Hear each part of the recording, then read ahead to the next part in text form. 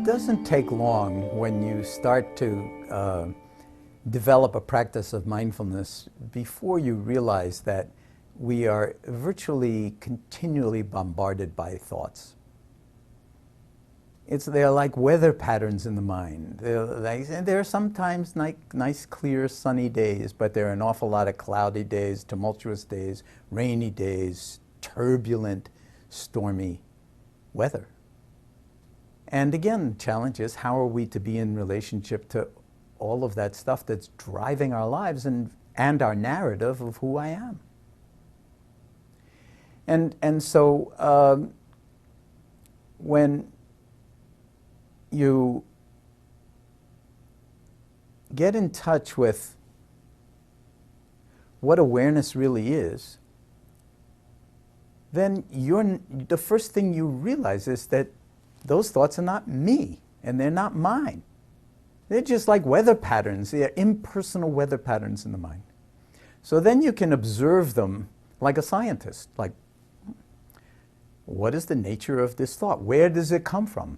I mean, and they come like bullets, fired out of a machine gun. They're very, very fast, so to speak. That's quite a militaristic image. But, another way is bubbles coming off the bottom of a pot of boiling water. If you've ever watched a pot of boiling water, say a glass pot, the bubbles tend to nucleate at the bottom. And then they go through the water and they go poof at the surface. So the thoughts are very similar, and that's where I use, and other people often use this term, the thoughts self-liberate. You don't have to get rid of them. People misunderstand meditation as, oh, I just sweep all my thoughts away and then I'm in this like nirvana. What you'll get by trying to sweep all your thoughts away is a headache at the most, because there's no way to sweep your thoughts away. They will get you every time.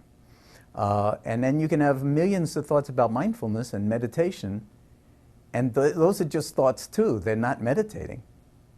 But when you see that you're not your thoughts, then you can watch them in this kind of impersonal, more sort of, if you will, observing way, with kindness, with self-compassion, because a lot of them are heavily loaded with negative emotion. And you can see that if you don't touch them, if you don't do anything with them, if you don't get caught in them, they self-liberate naturally in awareness. The awareness, it's like touching a soap bubble. It's fun for kids and fun for adults too. Soap bubble, and you touch it and it just goes poof. So I love that image. The thought is the soap bubble, and the emotion too, that's valencing the thought.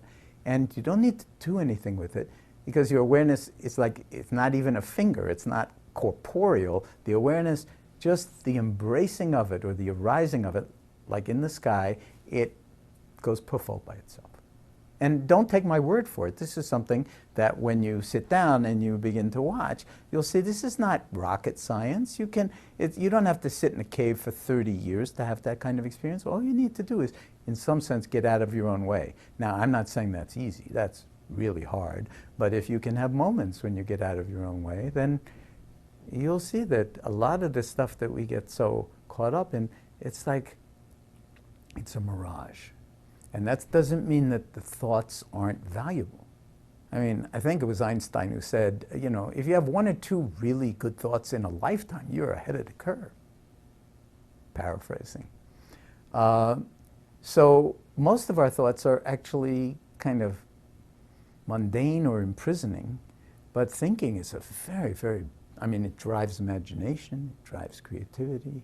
So maybe we need to just create a bigger arena for our thoughts and watch how they not only self-liberate, but also inform each other in some sense. And then all of a sudden you see something that no one in the history of humanity has seen before. And you apprehend it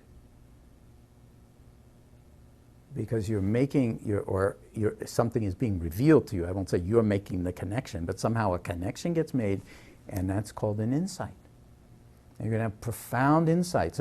Science is, sort of storied wonderful stories of eureka moments, insight, and it's usually not by driving thinking and banging your head against the wall. It's when you've thought as much as you've gone as far as thought can take you. And then you rest in awareness.